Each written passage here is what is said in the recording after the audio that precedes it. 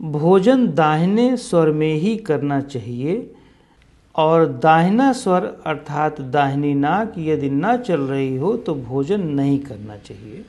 ऐसा किताबों में लिखा गया है, ऐसा लोग या गुरु या अनुभवी लोग कहते हैं। किंतु मेरा अपना अनुभव कहता है कि भोजन उस समय करना चाहिए जब आपको भूख लगी हो, प्रॉपर अच्छी तरह से भूख लगी हो। बाय द वे, यदि आपको भूख नहीं लग रही है समय समय पर, तो आपको ऐसी फिजिकल एक्टिविटी करनी चाहिए जिससे आपको भूख लग जाए, और जब भूख लग जाएगी तब खाना खाएंगे तो उसका पाचन बहुत अच्छी तरीके से होगा। लेकिन ध्यान दें यहाँ पर, जब आप फिजिकल एक्टिविटी या कुछ मेंटल एक्टिविटी ऐसी कॉम्बिनेशन में एक्सरसाइज करते हैं तब भूख लगती है, तो इसका अर्थ यही है कि आपकी दाहिनी नासिका या दाहिना स्वर ऑटोमेटिकली चलने लगा है। फिजिकल एक्टिविटी पर आपकी दाहिनी नासिका, फिजिकल एक्टिविटी पर आपकी दाहिना स्वर ऑटोमेटिकली चलने लगता है। लेकिन ये मेरा अपना अनुभव है कि यदि आप बिना कोई फिजिकल एक्टिविटी किए प्राणायाम के माध्यम से अपने दाहिने स्वर को अधिक मात्रा में चला देते हो, पहली बात तो वो चलेगा नहीं। यदि आप बिल्कुल स्टिल बैठे हो, कोई मेंटल एक्टिविटी कर रहे हो, तो दाहिनी नासिका को चाहे जितना चलाने का प्रयत्न करो वो चल नहीं सकता। हाथ पैर या प्राणायाम भी कर लो तब भी।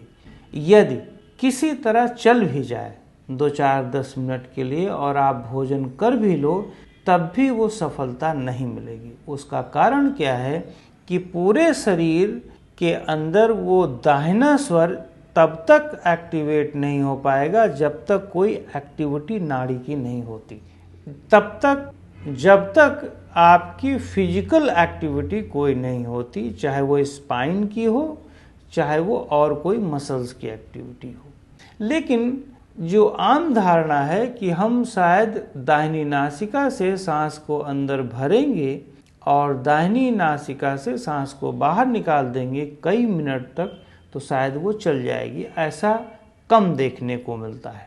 खास करके उन लोगों को जो बहुत कफ प्रकृति के लोग होते हैं, उनका तो बिल्कुल भी एक्टिव नहीं हो सकता। जो वायु या जो वात प्रकृति के हैं या पित्त प्रकृति के हैं, उनका तो दाहिना स्वर एक्टिव भी अगर कर सकते हो प्राणायाम से, लेकिन कफ की प्रकृति के लोगों को सिर्फ प्राणायाम के माध्यम से एक्टिव नहीं किया जा सकता। इसीलिए मैं हमेशा कहता हूँ तीनों प्रकृति के लोगों को कि कुछ न कुछ फिजिकल एक्टिविटी जरूर होनी चाहिए, फिर उसके बाद यदि प्राणायाम करोगे तो दाहिनी नासिका एक्टिव हो जाएगी, दाहिना स्वर एक्टिव हो जाएगा। इससे आपका भोजन अधिक अच्छी तरीके से पचेगा। और एक बात को, जो हमारी फिलॉसफिकल कंटेंट है, उसको बहुत अच्छी तरह से समझने की ज़रूरत है। ध्यान दो कि हम भोजन करते समय जब हम स्वाद को जनरेट करते हैं तो हमारी सलाइवा जितनी अच्छी तरीके से प्रोड्यूस होती है, उतना ही हमारे ब्लड के अंदर अच्छी तरीके से हार्मोनल चेंजेस होते हैं, वो बेहतरी के लिए होते हैं। उतना ही अच्छी तरीके से आपकी पाचन की प्रक्रिया होगी। स्वाद पे ही पाचन की प्रक्रिया पूरी तरह से निर्भर करती है, क्योंकि स्वाद की ग्रंथियां और ब्रेन के अंदर जो हार्मोन्स की प्रोडक्शन हो रही है, यदि इसकी एक दूसरे से सिग्नलिंग बहुत अच्छी है तभी आपका पाचन बेहतर होगा। बाय द वे, एक बार यदि आप प्रयोग करो, आपकी नासिका बंद है और आप स्वाद लेना शुरू करो, तो ऑटोमेटिकली आपकी दाहिनी नासिका ओपन हो जाएगी। आपको यहाँ तक कि कभी बहुत फिजिकल एक्टिविटी भी करने की ज़रूरत नहीं पड़ेगी।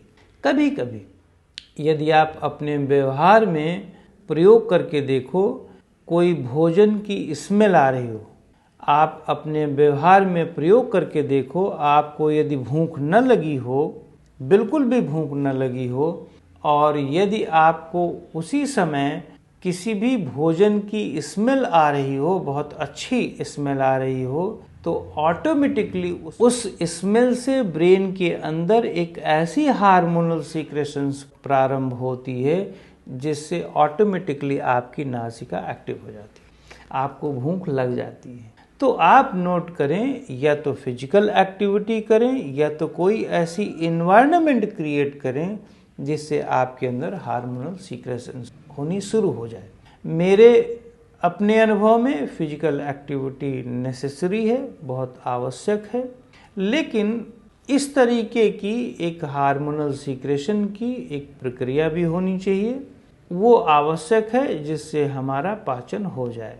ऑल द टाइम मैं आप लोगों को ये प्रिस्क्राइब नहीं करूँगा, ये सजेशन नहीं दूंगा कि सिर्फ स्मेल लेकर के आप उसे एक्टिव कर दें। जितने भी अति आहारी या एक्सेस भोजन करने वाले ओवर ईटर होते हैं, ये सिर्फ स्मेल से ही अपने हार्मोन्स को सीक्रेट करते हैं, ये साइड इफ़ेक्ट है। कभी कभी करें तो बात दूसरी है, पर ज़्यादातर लोग ऐसे ही स्मेल से, भोजन की स्मेल से अपने ब्रेन को एक्टिव कर देते हैं, नासिका को एक्टिव कर देते हैं। आँखों से देख करके रेस्टोरेंट में देख रहे हैं, एक्टिव हो जाती है उनकी नासिका। तो बजाय कि सेंसेस से एक्टिव करने के, आप देखें कि रियल में भूख है भी या नहीं। तो जब आप फिजिकल एक्टिविटी से कोई न कोई एक्टिविटी करके भूख प्रोड्यूस करते हैं, भूख पैदा करते हैं, फिर भोजन करते हैं, तो ये ज़्यादा उचित तरीका होता है।